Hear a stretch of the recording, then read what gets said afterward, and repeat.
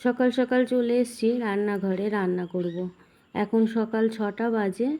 তো ছেলে কলেজ যাবে, ওই জন্য তাড়াতাড়ি করছি। ও 7:45টায় বেরোবে, 8টার ট্রেন।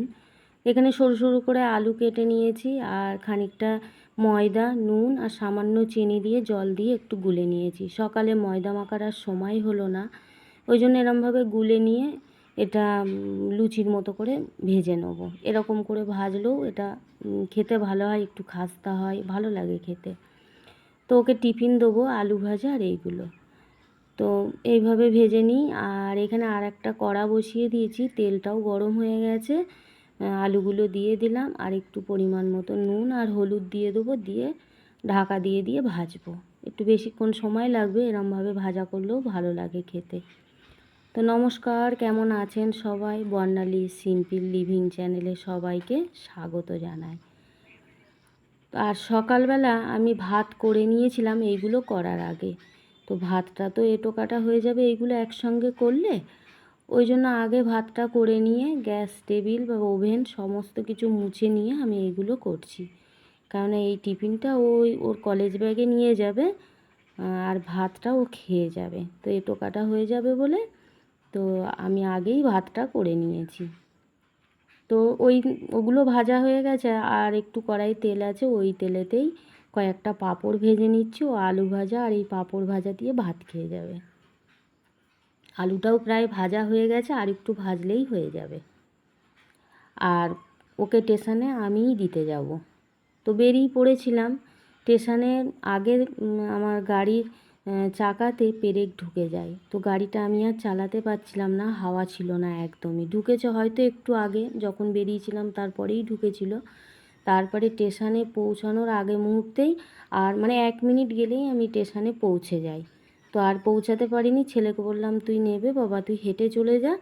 আর পাশেই গ্যারেজ ছিল, তো গ্যারেজে গিয়ে আবার গাড়িটা আমি ঠিক করি। সকাল থেকে অনেকটা বড় বিপদই গেল। যদি গ্যারেজটা কাছে না থাকতো আমার খুব সমস্যায় পড়ে যেতাম।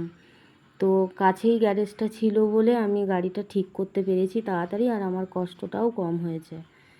তো যাই হোক, ওখানেই একজন, মানে একদমই হাওয়া ছিল না, তো একজন আমাকে উপকার করেছিল, বলেছিল যে গাড়িটা আমি একটু পাম্পার দিয়ে একটু হাওয়া দিয়ে দিই, তো তুমি চালিয়ে চলে যেও, তাহলে কষ্ট হবে না, না হলে ঠেলে ঠেলে নিয়ে যেতে হবে। তো উনি আমার পাম্পার দিয়ে গাড়ির চাকাতে একটু হাওয়া দিয়ে দিয়েছিল, তারপরে আমি চালিয়ে চলে যেতে পেরেছিলাম, যার জন্য আমার কষ্টটা কম হয়েছিল। তারপরে গিয়ে চাকাটা ঠিক করে দেয়। তারপরে আমি বাড়ি এসেছি 9:30টার সময়। তো 9:30টার সময় বাড়ি এসে আর বুঝতে পারছি না যে আমি কী করব, কোন দিক থেকে শুরু করে কোথায় গিয়ে শেষ করব। কেননা সকালে যখন বেরিয়েছিলাম আমি কোনো কাজই করে যেতে পারিনি, শুধু জামা কাপড়গুলো ভিজিয়ে রেখে চলে গেছিলাম। তো বাড়ি এসে ঝাড় দেওয়া, ঘর ঝাড়, উঠোন ঝাড়, জামা কাপড় ভাঁজ করা, গাছে জল দেওয়া, সমস্ত কিছু করে তারপরে এই জামা কাপড়গুলো কেচে এইগুলো শুকাতে দিলাম। আর এইখানে আমলকিগুলো সকালে শুকোতে দিয়ে গেছিলাম, আর কুলগুলো তো সেগুলোও একটু নাড়াচাড়া করে দিই। একজনকে বলেছি কিছুটা কুল দিয়ে যেতে, মানে ওনাদের গাছ আছে। আমি বলেছিলাম যে আমাকে কিছুটা কুল দেবেন, আমি আচার করব। তা উনি বলেছিল ঠিক আছে, তো হয়তো দিয়ে যাবে। আর এইখানে আমলকিগুলো প্রায় শুকিয়ে গেছে, আর 2 দিন হয়তো রোদ্দুরে দিলে একদম মচমচে হয়ে শুকিয়ে যাবে, তখন কোটোয় করে রেখে দেবো। আর এরকমভাবে আমলকি ভালো লাগে খেতে, জানেন, শুকিয়ে রাখলে। তো এদিকে সব কাজ হয়ে গেছে, শুধু আর ঘরটা মুছলে আমার হয়ে যায়। তবে রান্না হয়নি। তো ঘর মুছে চান করে চলে এলাম। তো একদম মানে জামা কাপড় কেচে ভিজে গেছিলাম, গাছে জল দিয়েছি তো ভিজে গেছিলাম, তো ওই জন্য একবারে ঘর মুছে চান করে চলে এলাম রান্নাঘরে। তো এখন 1টা বাজে, এখন রান্না বসাচ্ছি। তো ভেবেছিলাম আলু ভাতে একটু সবজি ভাতে দিয়ে ভাত করে নেবো, নিয়ে খেয়ে নেবো। তারপর ভাবলাম 3টে, 3:30টায় আমার ছেলে বাড়ি আসবে কলেজ থেকে, তখন এই ভাতটা ঠান্ডা হয়ে যাবে, তো ওর আর ভালো লাগবে না এটা খেতে। ওই জন্য ভাবলাম না থাক, একটু ডালই করে নিই, 2টো উনুনে করবো তো তাড়াতাড়ি হয়ে যাবে। ভাত বসিয়ে দিয়েছিলাম, তো আলু একটা বড় সাইজে ভাতে দিয়ে দিলাম। আর এই সেই লাউটা, তো লাউটা কাটা মানে খাওয়া হয়নি, তো আজকে মানে খাবো। একটু বড় বড় করে লাউটাও কেটে নিলাম, নিয়ে যে ডালটা তো শুধু প্রেসার কুকারে ভেজে জল দিয়ে নুন হলুদ দিয়ে সেদ্ধ করে নিয়েছিলাম, 2টো সিটি দিয়েছিলাম। আর এখন আবার লাউগুলো দিয়ে কাঁচা লঙ্কা দিয়ে একটা সিটি দেবো। এরমভাবে ডাল করলেও ভাল লাগে। আর কয়েকটা কুমড়ো কেটে নিয়েছি, মানে চাকা চাকা করে কেটে নিয়েছি, আর ভেন্ডি কেটে নিয়েছি। এই ভেন্ডিটা সর্ষে বাটা দিয়ে ঝাল করব আর কুমড়োনি করব। বেসনটা নুন হলুদ দিয়ে এটা ফেটিয়ে নিচ্ছি। আর এইখানে কড়াটায় আমি সকালে রান্না করেছিলাম, ওই জন্য আর মাজিনি, এখন রান্না করে নিচ্ছি, নিয়ে মেজে নেব। আর এই যে ভেন্ডিগুলো তেল দিয়েছিলাম, পাঁচফোড়ন দিয়েছিলাম, আর একটু নুন ছিটিয়ে দিয়ে ভেন্ডিগুলো দিলাম, দিয়ে হলুদ দিলাম। সরাসরি যদি তেলের উপরে ভেন্ডি দিই বড্ড তেল ছিটকায়, ওই জন্য নুন দিয়ে যদি ভেন্ডিগুলো দেওয়া হয় তাহলে আর তেলটা ছিটকায় না। তো এটা ঢাকা দিয়ে অনেকক্ষণ ধরে ভেজে নিয়েছি, দিয়ে পরিমাণ মতো জল দিয়ে দিলাম এখন।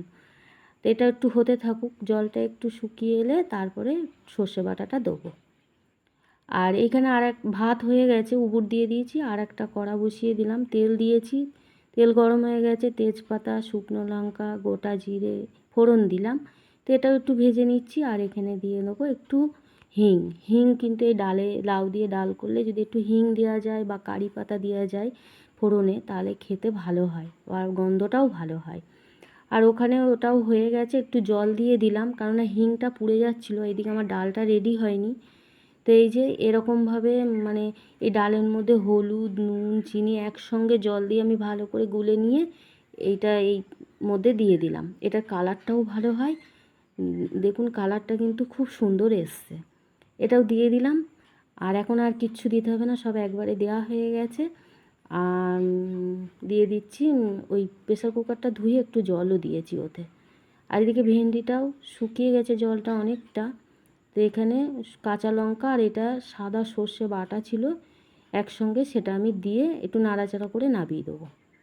আর এইখানেও ডালটা হয়ে গেছে, তো একটু ওপর থেকে ভাজা মশলা দিলাম। আর খেতে দিয়ে দিচ্ছি, খাবার বাড়া হয়ে গেছে আমার। তো খেতে দিয়ে এবার আমার খাবারটাও রেডি করছি। এই যে আমার খাবারটা রেডি করছি এখানে। তো খাওয়া দাওয়ার পরেও এখানটা আবার একটু পরিষ্কার করে গুছিয়ে নেবো। আর ডালটা কড়া থেকে ঢালবো না, এখন এরকমভাবেই রেখে দেবো। আর এই যে বড়াগুলো না খেতে খুব সুন্দর হয়েছিল, তবে কুমড়োটা যত সুন্দর দেখতে ছিল খেতে কিন্তু অত সুন্দর নয়, মানে মিষ্টি ভাবটা কম। তো খাওয়া দাওয়া হয়ে গেছে, ডালটা কড়াইয়ে রেখেছি, আর এখানটা পরিষ্কার করে নিয়েছি, আর তেলটাও কড়াইয়ে আছে, কেননা কুমড়োনিগুলো ছেলের জন্য ভেজে রাখিনি, ও আসলে গরম গরম ভেজে দেবো। আর বাসনগুলো মাজা আছে, শুধু কড়া আর প্রেসার কুকারটা আর মাজতে ভালো লাগছে না, ওটা পরে মেজে নেবো। ছেলে যখন খাওয়া দাওয়া করবে, ওর খাওয়া দাওয়া হয়ে গেলে তখন এগুলো মেজে নেবো একসঙ্গে। আর এখন বিকেলবেলা বাইরে একটু হাঁটতে যাব, তো ওই জন্য জামা কাপড়গুলো আগে তুলে রেখে তারপরে বেরোবো। তো জামা কাপড়গুলো আরও আগে তুলে নিলে হতো, তা আমাদের বাড়িতে বেশিক্ষণ রোদ থাকে না, ওই জন্য আমরা থাক তাহলে, রোদ্দুরে তো নেই, ছায়াতেই আছে, তা পরে তুলে নেবো। তো এখন তুলে নিচ্ছি। আর আমলকি আর কুলগুলোও ঘরে রেখে যাই, তারপরে রাস্তার দিকে বেরিয়ে পড়বো, একটু হাঁটাহাঁটি করে আসি। আর যদি তুলে না রাখি কোন সময় বাঁদর আসবে, এসে ছড়াবে, খাবে, মানে অত্যাচার করবে এসে। তো যাই হোক, রাস্তায় বেরিয়ে পড়লাম। আর এই যে আমার সঙ্গে আরেকজনও ঘুরছে, লালটু। এ জানেন তো 1 মাস হলো আমাদের এই পাড়াতে এসছে, তা আমি ওকে লালটু নাম দিয়েছি। ও বুঝতে পারে যে আমি ওকে লালটু বলে ডাকছি। তো ও ঘোরাঘুরি করছে আর আমিও ঘুরছি। তো এইদিকে খাদের ধারের দিকে এসছি, এখান থেকে একটুখানি গেলে 1 মিনিট মতো গেলে আমাদের স্টেশন। তো ভিডিওটি এই পর্যন্তই, আবার নতুন ভিডিও নিয়ে ফিরে আসছি। আপনারা দেখতে থাকুন, সঙ্গে থাকুন, আর ভালো লাগলে লাইক করে দেবেন, শেয়ার করবেন, কমেন্ট করবেন।